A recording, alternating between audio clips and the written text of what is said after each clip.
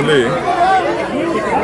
ಸುರೇಶ್ ಪ್ರಭು ಅವರು ನಮ್ಮ ಕರ್ನಾಟಕದ ಮೂಲದವರು ಈ ರಾಜ್ಯಕ್ಕೆ ಒಂದು ದೊಡ್ಡ ಕೊಡುಗೆ ಕೊಡ್ತಾರೆ ಅಂತೇಳಿ ನಾನು ನಿರೀಕ್ಷೆ ಮಾಡಿದ್ದೆ. ಅಂಥ ಏನು ಕೊಡುಗೆಯನ್ನು ಕೊಟ್ಟಿಲ್ಲ, ಭಾಳ ನಿರಾಶವಾಗಿದೆ.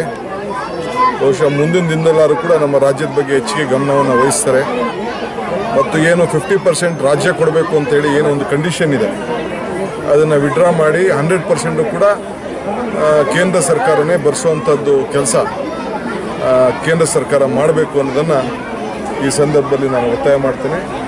ಅನೇಕ ಯೋಜನೆಗಳು ನಿಂತೋಗಿವೆ, ಅದನ್ನೆಲ್ಲ ಮುಂದುವರಿಸುವಂಥದ್ದು, ಹೆಚ್ಚಿಗೆ ಹಣ ಒದಗಿಸ್ಕೊಡುವಂಥದ್ದು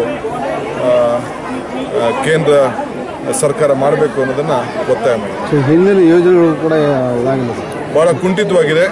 ವಿಶೇಷವಾಗಿ ನಮ್ಮ ಬೆಂಗಳೂರಿನಿಂದ ನಮ್ಮ ಕೊಯಮತ್ತೂರಿಗೆ ಹೋಗುವಂಥದ್ದು ಏನು ರಸ್ತೆ ಚಾಮರಾಜನಗರ ಇದೆ, ಅದಕ್ಕೆ ಹೆಚ್ಚಿಗೆ ಹಣ ಈಗಲೇ ಕೂಡಲೇ ಬಿಡುಗಡೆ ಮಾಡಬೇಕು, ಪ್ರಾರಂಭ ಮಾಡಬೇಕು ಅಂತೇಳಿ ನಾನು ಒತ್ತಾಯ ಮಾಡ್ತೀನಿ.